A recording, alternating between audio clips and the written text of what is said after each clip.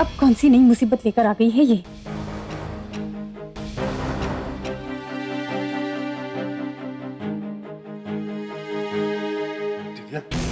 इस घर से निकाल दिया था इसलिए पुलिस लेके आई है हम सब लोगों को पकड़वाने के लिए। तुम्हारी इतनी हिम्मत, तुमने फिर से मेरे साथ चालाकी की? खबरदार जो मेरी पत्नी से ऐसे बात की तो।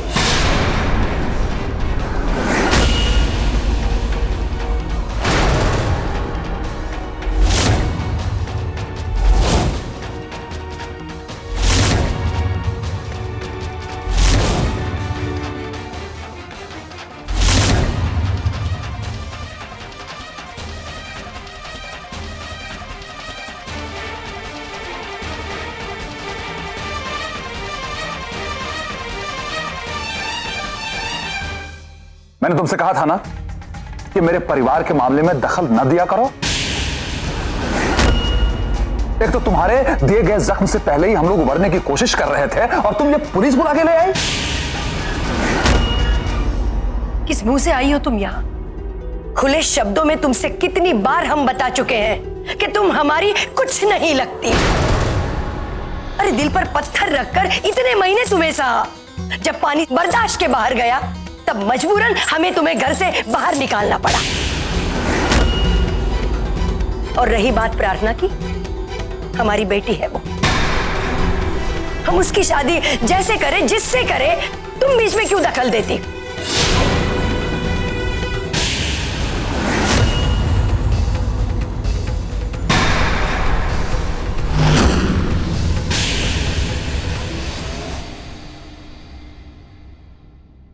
आप लोग शांत हो जाइए।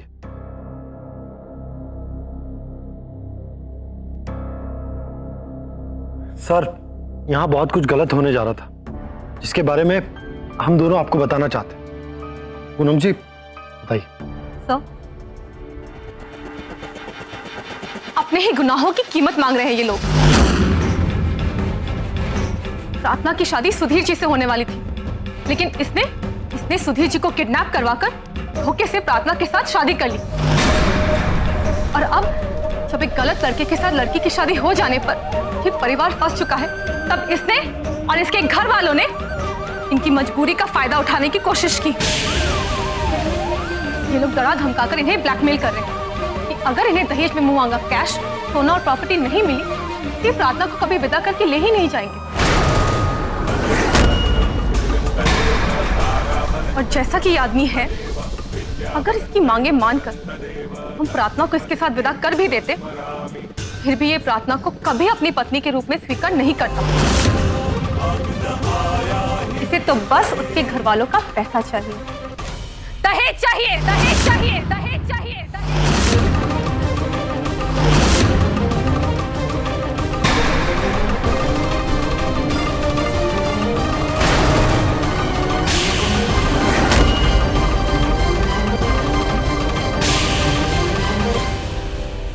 वाह, भाषण तो बहुत अच्छा दिया तुमने पूनम, लेकिन ये झूठे आरोप लगाकर तुम हमारा क्या बिगाड़ लोगी? झूठे इल्जाम? सरासर झूठे इल्जाम। क्या सबूत है तुम्हारे पास कि मैंने प्रार्थना से धोखे से शादी की और हम लोग यहाँ दहेज मांगने आए थे?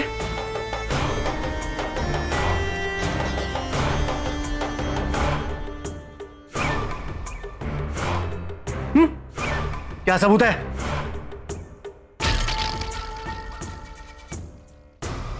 हाँ साहब, ये लड़की दिन दहाड़े सफेद झूठ बोल रही है। अभी अभी आपने सुना ना, ये इसी घर की बहू है। इसके जुल्म और सितम से तंग आकर इन लोगों ने इसे घर से बाहर निकाल दिया। तो ये बौखला गई और पागल हो गई है, ये बिल्कुल पागल। और कुछ सूझा नहीं तो पुलिस को ले आई। अरे भगवान से तो डर। मेरा बेटा गौतम एक शिक्षक है, शिक्षक। दहेज लेने और देने वाले तो इसके सामने से गुजरने में भी शर्मिंदगी महसूस करते हैं।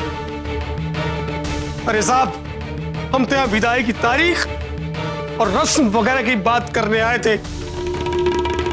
और यहाँ आके हमारी बेइज्जती हो रही है। अरे समझी जी, कुछ तो बोलिए। अरे सरेआम हमारे कपड़े उतार रहे हैं ये लोग। इसलिए बुलाया था क्या आप लोगों ने कि हमारी बेइज्जती हो? हाँ समझी जी, बताइए ना इन लोगों को। अरे बहन जी, कम से कम आप तो बताइए इन लोगों को। अरे हम लोगों ने कुछ भी नहीं किया है। कैसा इल्जाम लगा रही है लड़की हम पर, हमारे परिवार वालों पर। झूठी है ये लड़की। अरे ये सब सुनने के पहले हम मर क्यों नहीं गए? हे गंगा मैया, हे धरती मैया, फट जा ताकि हम समझ जाए इसमें क्या बकवास कर रही है ये। कैसे झूठे इल्जाम लगा रही है ये। क्या यही सुनने के लिए हम आए हैं यहाँ? बहन जी आप पूछिए ना, सब ठीक हो जाएगा, आप पूछिए। आकाश, ये सब क्या हो रहा है? सब बताता हूँ बाबूजी। देखिए सर, मैं इनका बेटा और प्रार्थना मेरी बहन है, जिसके साथ इसने धोखे से शादी की है। अब आप इसे गिरफ्तार करके यहां से ले जाइए।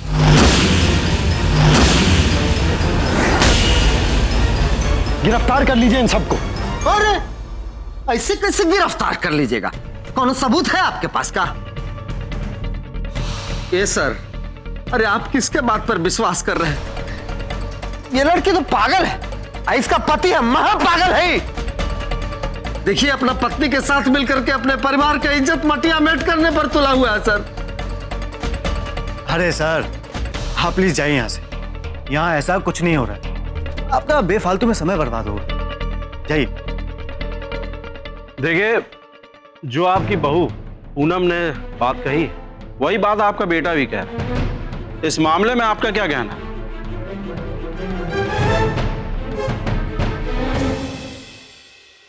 देखिए, मेरी ननद की शादी इसी लड़के से हुई है और इसमें कोई दो राय नहीं है। लेकिन ये शादी धोखे से हुई है और इसका सबूत है हमारे पास।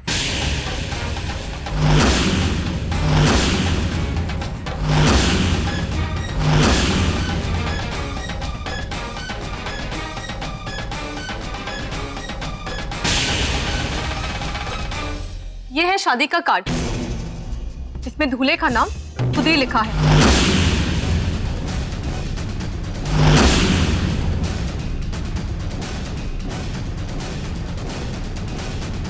और ये इंसान सुधीर नहीं है, गौतम है।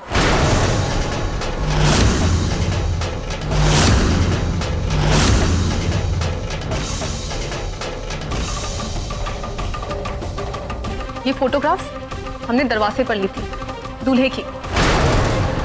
ये सुधीर जी है।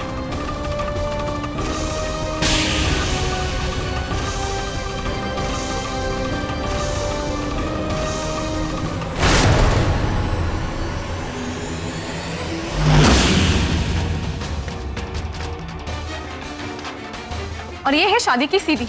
इसमें पूरी शादी रिकॉर्डेड है। आप खुद ही देख सकते हैं कि किसने क्या किया और कैसे गौतम ने धोखे से प्रार्थना के साथ शादी कर ली।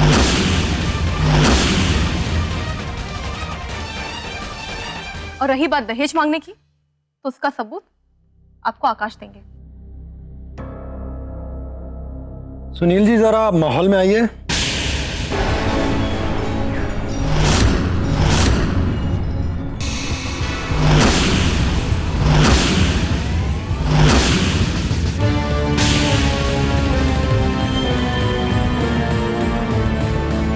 सर, कहो सुनील, क्या सबूत इकट्ठा किया है तुमने? 1 मिनट रुकिए सर, मैं अभी दिखाता हूं।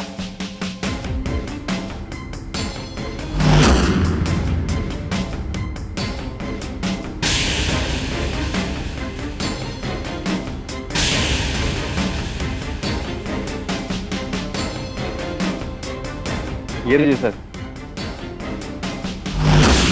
हम लोग जानना चाहते हैं कि क्या क्या मांगे हैं आप। सबसे पहले तो 50 लाख कैश, 5 किलो सोना, वो विदेशी का चाहिए, इंपोर्टेड, 50 लाख से ज्यादा कीमत।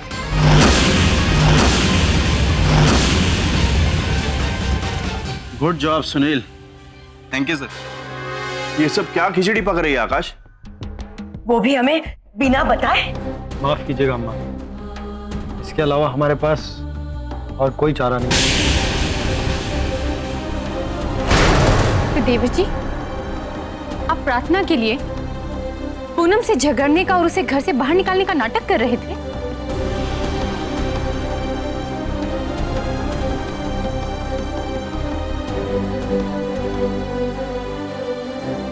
हाँ,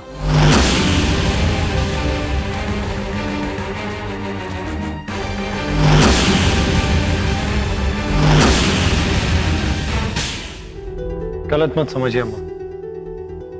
पूनम जी मेरे और इस परिवार के साथ नहीं होती ना, तो आज जो अनर्थ होने जा रहा था ये रुकता नहीं।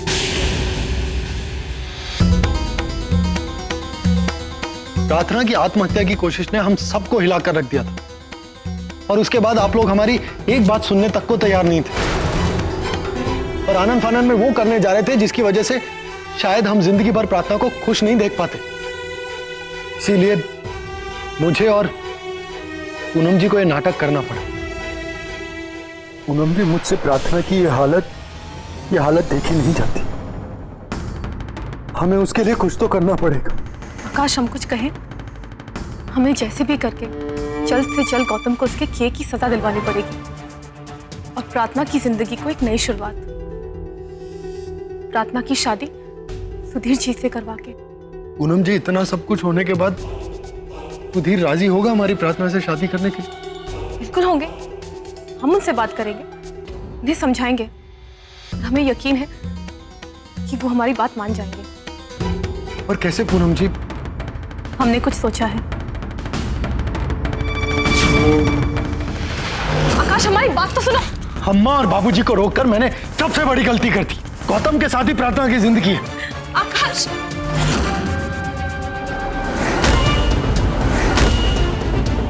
मैं आपसे कह रहा हूं, इस मामले में दखल देने की कोई जरूरत नहीं। मैं इस समय गौतम और उसके परिवार को मनाने जा रहा हूं। आप मेरे बीच में मत आइएगा।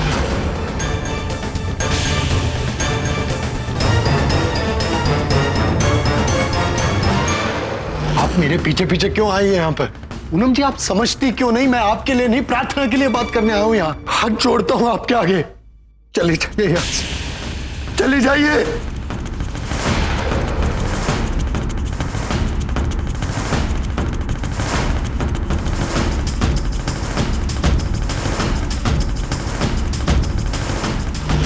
निकल जाइए, वरना क्या? धक्के देकर बाहर निकाल दोगे? वो भी करूंगा।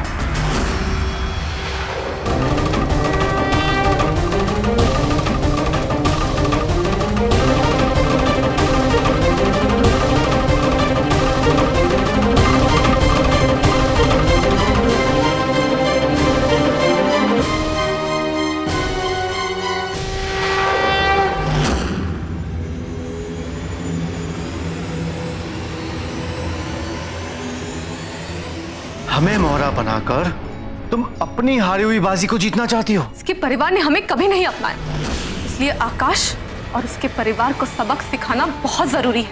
उन लोगों ने जो भी सहेज कर रखा है वो सब दहेज में आना है, इसलिए आप लोग वहां पहुंचे और हम आपको मोबाइल पर बताते रहे।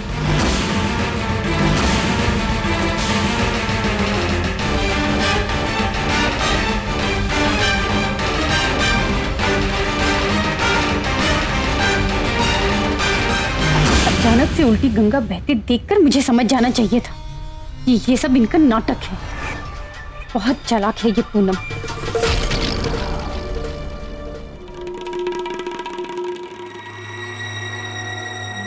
गिरफ्तार कर लो इनको।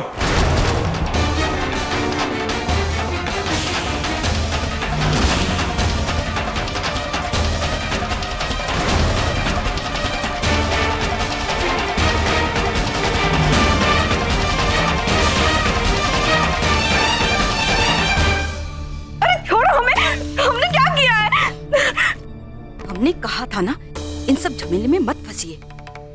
तुम जैसे माल में शॉपिंग करूंगी, ये करूँ। अरे भाई, क्यों हथकड़ी लगा रहे हो? कहीं भाग थोड़ा जाएंगे। अरे कीड़े पड़ेंगे तुझे। अरे शांति से कभी खुशी से नहीं रह पाएगी। मेरे बेटे को हम वैसे पूनम जी ने रिपोर्ट लिखवाने के पहले इस मामले को विस्तार पूर्वक बता दिया था। तभी मैंने सोचा कि सबूत और गवाह एक ही जगह पर इकट्ठा होंगे। वैसे इतना सबूत काफी है आप लोगों को गिरफ्तार करने के लिए। आप लोगों का धन्यवाद। अगर थाने में जरूरत पड़ी तो आप लोगों को आना पड़ सकता है। चले शिक्षक महोदय जी। ये तुमने अच्छा नहीं किया पूनम। देख लूंगा तुम्हें और तुम्हारे इस पति को भी। याद रखना। याद है? कैसे भूल सकते हैं कि हमने कभी तुम्हें एक अच्छा इंसान समझा था, लेकिन तुम्हारा असली रूप देखकर हमें घिन आ रही है। अरे घिन तो तुम्हें उस दिन आएगी जिस दिन मैं जेल से छुटते ही तुमसे बदला लूंगा। किसे डरा रहे हो तुम? उसे जो तुम्हें जेल भेज रही है? उसे जिसने तुम और तुम्हारे परिवार से मेरी बहन की जिंदगी बचाई?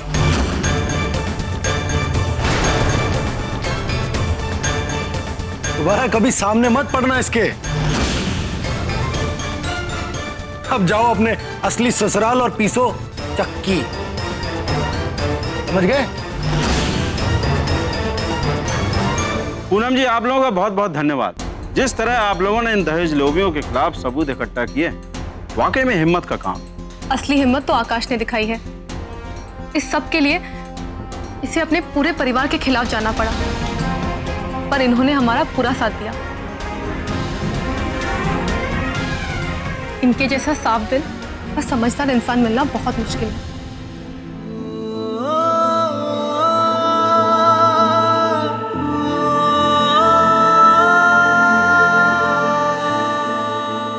आप लोगों ने दहेज लोभियों के खिलाफ जो सबूत इकट्ठे किए और आपने कानून की मदद की, इसके लिए एक बार और धन्यवाद।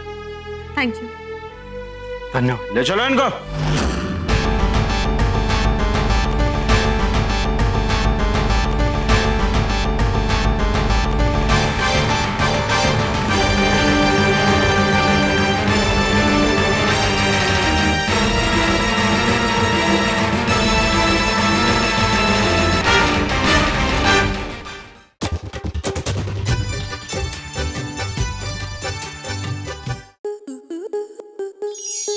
आपके मनोरंजन पर अब नहीं लगेगा कोई ब्रेक।